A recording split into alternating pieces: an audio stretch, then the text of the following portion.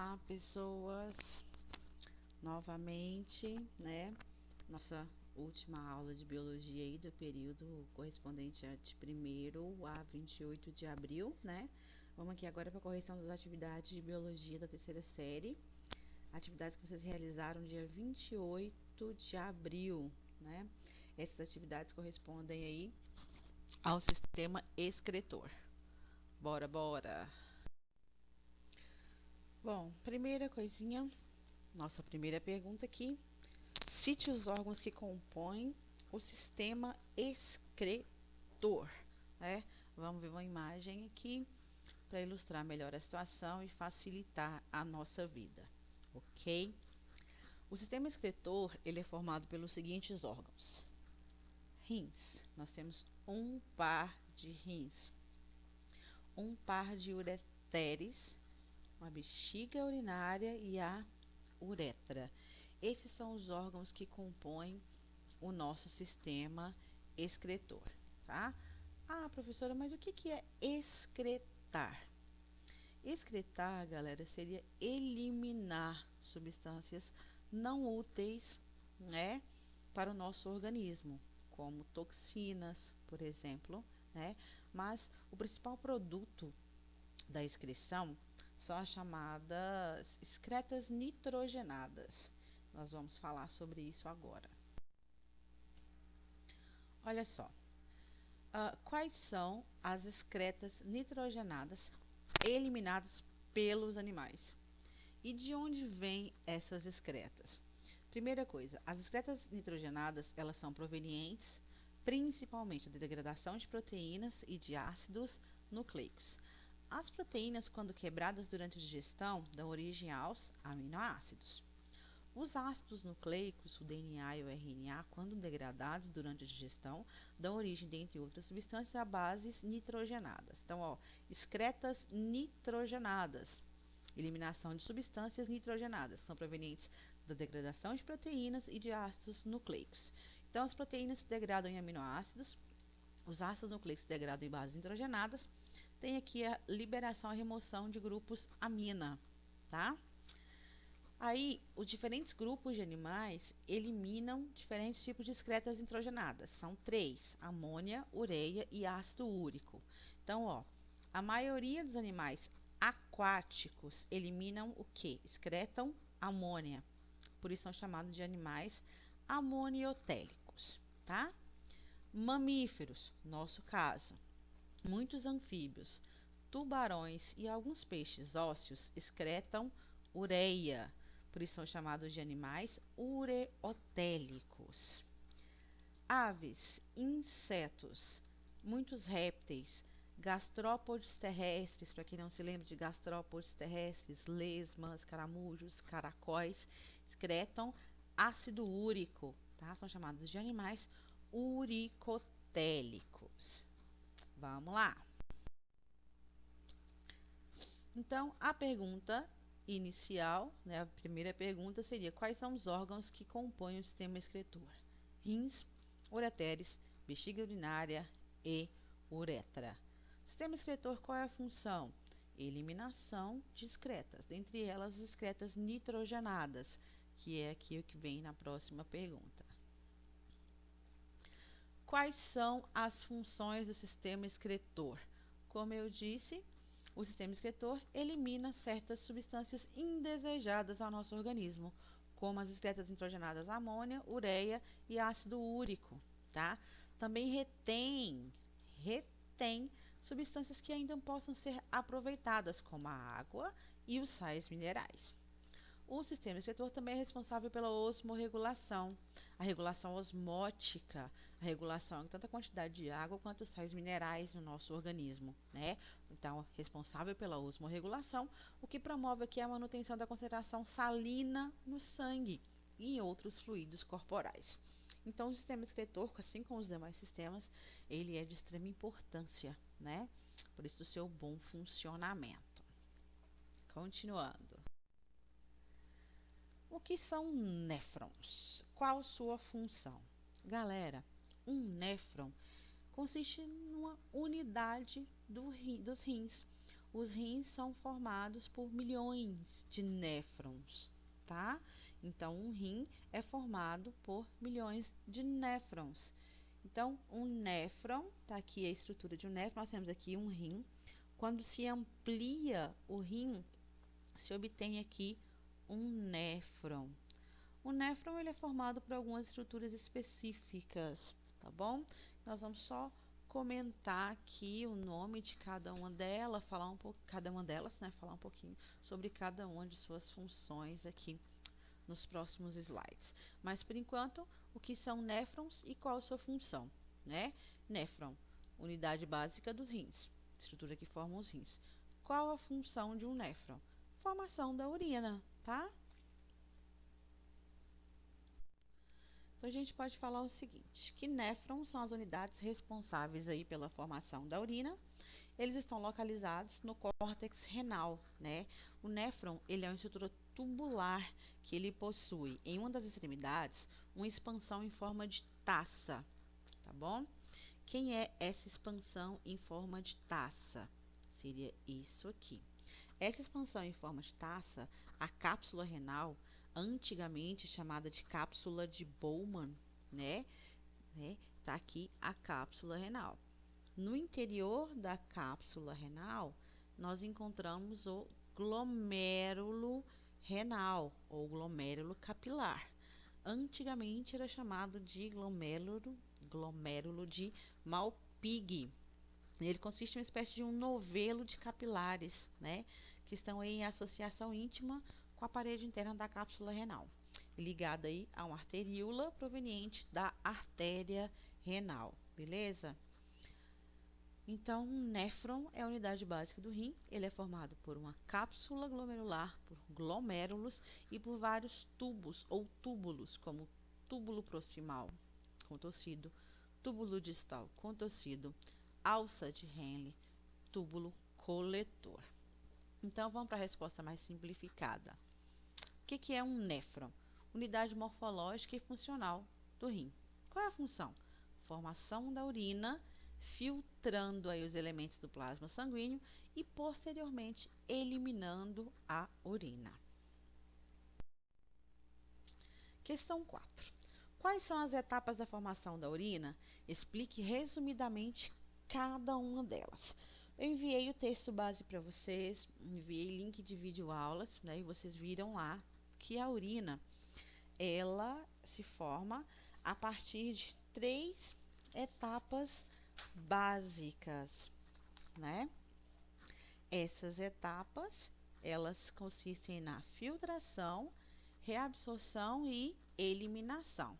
Vamos ver onde cada um ocorre no néfron, né? Então, aqui de novo, a estrutura do néfron, ó, a cápsula glomerular. Aqui na figura aparece até o termo cápsula de Bowman, que não é utilizado mais, o termo correto é cápsula glomerular.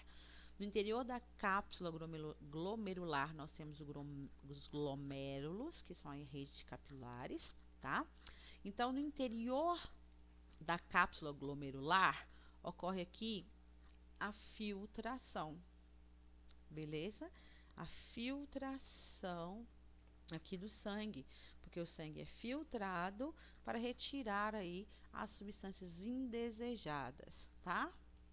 Seguindo, vem a segunda etapa, que é a reabsorção. Reabsorção de quê, professora? Reabsorção de água, reabsorção de sais minerais, reabsorção de substâncias úteis como a glicose e até mesmo alguns aminoácidos, né? Essa reabsorção ocorre aí no tubo contorcido proximal, ocorre na alça de Henle, também ocorre no túbulo contorcido distal e no finalzinho aqui do tubo coletor, tá? Então, etapa 1, filtração. Etapa 2, reabsorção. E etapa 3, secreção. Essas são as etapas. Vamos explicar resumidamente o que ocorre em cada uma delas. Lembrando que toda essa estrutura aqui corresponde a um néfron, que é uma unidade dos rins, ok? Como é que a gente responde aqui resumidamente? Primeira etapa, filtração, tá? O filtrar substâncias como nutrientes, resíduos tóxicos, sais minerais e água passam para o néfron e tornam-se parte do filtrado. Células sanguíneas de moléculas maiores de proteína não passam pelo néfron e continuam no sangue. 2. Reabsorção. A água, os nutrientes, pequenas moléculas de proteínas, lipídios e glicose e alguns sais minerais são reabsorvidos e voltam para a corrente sanguínea. Essas substâncias elas são importantes para as atividades celulares e por essa razão elas não são eliminadas, nem podem ser eliminadas, tá?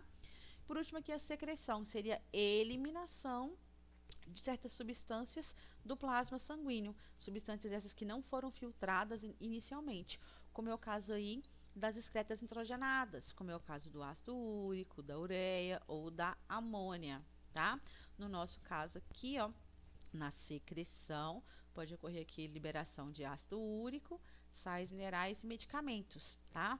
Algumas substâncias tóxicas, como drogas, elas são eliminadas na urina. Como são substâncias tóxicas, não são reabsorvidas, não tem necessidade. São eliminadas na urina e por esse motivo são encontradas em maior quantidade na urina do que no sangue, tá?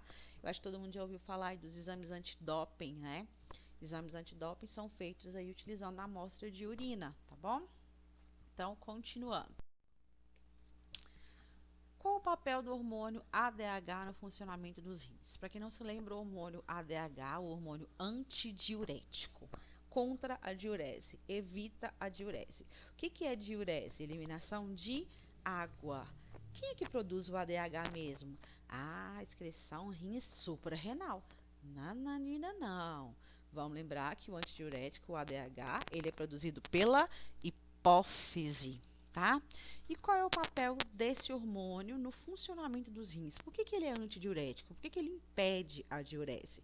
Esse hormônio, ele tem como função evitar a perda excessiva de água, evitar a eliminação excessiva de água. Como que ele age? Ele age aumentando a permeabilidade da membrana plasmática das estruturas de reabsorção do néfron à água. Então, como assim? O hormônio ADH atua sobre os rins, especificamente sobre os túbulos distais e sobre os túbulos coletores, aumentando a permeabilidade desses túbulos à água, o que aumenta a retenção de água pelo corpo, o que vai aumentar também o aumento da concentração de íons, consequentemente causando aí uma elevação, um aumento da pressão arterial. Porque quanto mais água o corpo retém, mais íons ele retém também, tá bom? Próxima questão, povo. Cite as principais doenças relacionadas ao sistema excretor. Eu pedi só para citar, aqui eu trago a explicação, tá? Vamos começar aqui. A primeira seria nefrite. Ó, nefrite, lembra o que pra gente? Néfron. Ite, inflamação.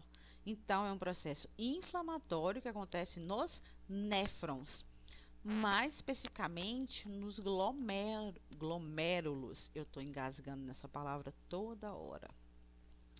Ai, mas o que pode causar a nefrite? Ite, inflamação. Pode ser um vírus, pode ser uma bactéria, ou até mesmo o uso excessivo de alguns medicamentos pode causar aí nefrite, tá bom? A nefrite, ela pode ocasionar aqui o aparecimento de sangue na urina e aumento da pressão arterial, tá? Mas por que aumento da pressão? Se o néfron não está funcionando direito, né, não vai ter a filtração correta da urina, o que pode levar a um acúmulo muito grande de sais minerais no organismo, que vai levar a um aumento da pressão arterial. Próximo aqui, cálculo renal, conhecido popularmente as chamadas pedras nos rins, né? Então, conhecido como pedras. Pode acontecer em qualquer parte do sistema urinário, não é só nos rins. Pode ter acúmulo nos rins, pode ter acúmulo na uretra. Essas pedras podem ficar alojadas, obstruindo a uretra, né? As pedras nos rins, ao contrário do que muita gente pensa, que o povo acha que causa pedra no rim é semente. Não. Essas pedras são formadas por sais de cálcio, acúmulo de cálcio nos rins. Isso vai estar ligado aqui a uma alimentação aí descontrolada, vamos dizer assim, o consumo excessivo do cálcio no dia a dia, tá? como eu falei, esses cálculos podem obstruir os ureteres, causando cólicas fortíssimas. Fortíssimas, gente. Cólica renal é uma dor assim inesquecível. Muitos dizem que é pior até que a dor do parto, tá? Além das cólicas, podem causar náuseas e vômitos. Então, o cálculo renal, a chamada pedra nos rins, consiste na formação aí de cristais de cálcio, né, em algum dos órgãos do sistema urinário, tá bom? Aqui, por último, a cistite. Lembrando que it é inflamação. A cistite consiste aqui no processo inflamatório que acontece na bexiga, tá? Mas não só na bexiga, tá, galera? A cistite é uma infecção ou inflamação da bexiga, mas que também pode ocasionar inflamação na uretra, aí passa a chamar uretrite, né? Na bexiga, cistite, e se a inflamação for nos rins, pielonefrite. Essa inflamação, ela pode ser causada por vírus e por bactérias. Geralmente, o principal micro-organismo relacionado aqui ao desenvolvimento de uma cistite é uma bactéria do nosso trato digestório chamada Escherichia coli. Vocês vão se lembrar dela lá do nosso sistema digestório, que eu falei que ela vive no nosso intestino grosso, né, e auxilia na produção de vitaminas, tá? Então, a cistite é um processo inflamatório que acontece na bexiga, mas também pode acontecer na uretra, tá bom? E pode acontecer também nos ureteres, tá? Nesse caso aqui, o organismo é incapaz de reter a urina por muito tempo e elimina frequentemente em pequenas quantidades. Um dos primeiros sintomas da cistite é a ardência no canal da uretra e a incontinência urinária, tá bom? Continuando aqui. Em qual parte do néfron ocorre a reabsorção de água? Nós vimos, eu mostrei para vocês a figurinha, né, onde mostrava aqui os principais locais de reabsorção de água. Bom, então olha só, vamos ver a figura novamente, tá? Deixa eu colocar aqui uma canetinha pra gente. Então, ó, reabsorção da água ocorre tubo contorcido distal, o túbulo contorcido proximal, perdão, ocorre aqui na alça de Henle, tá? Também ocorre no tubo contorcido distal e um pouco aqui no tubo coletor, tá bom? Então, nossa resposta, como é que fica? Ó, o processo de reabsorção inicia-se no túbulo proximal, onde ocorre 70% da absorção da água e praticamente toda a glicose, tá? Alça de Henle, 20% da água é reabsorvida, assim como sais minerais como aqui o sódio, cloro, potássio, magnésio, cálcio, tá bom? Os íons aqui, né? E no túbulo distal reabsorve aí 7% da água e também ocorre a reabsorção aqui de cloreto de sódio, beleza? Então, essa é a resposta esperada para essa questão. Bom, galera, essa foi a nossa última aula do mês de abril, né? E como eu havia prometido aqui, em homenagem a Rayane, vai uma musiquinha.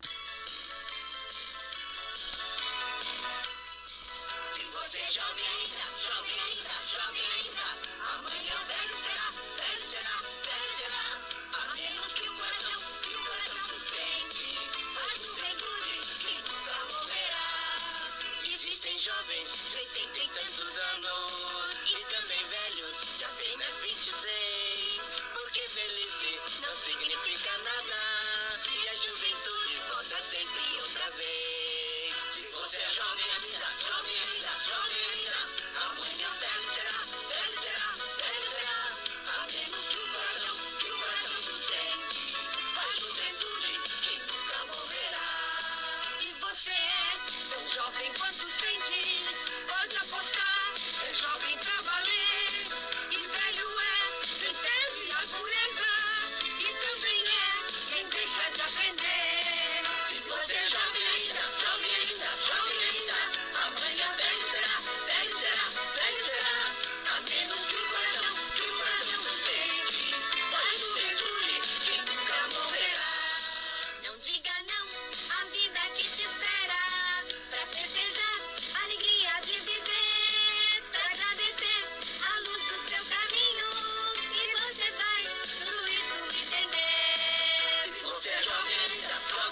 jovem ainda, amanhã velho será, velho será, velho será.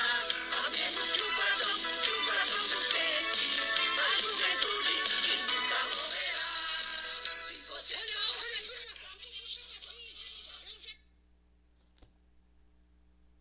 Galera, beijo. Amo muito vocês. Saudades e até a próxima.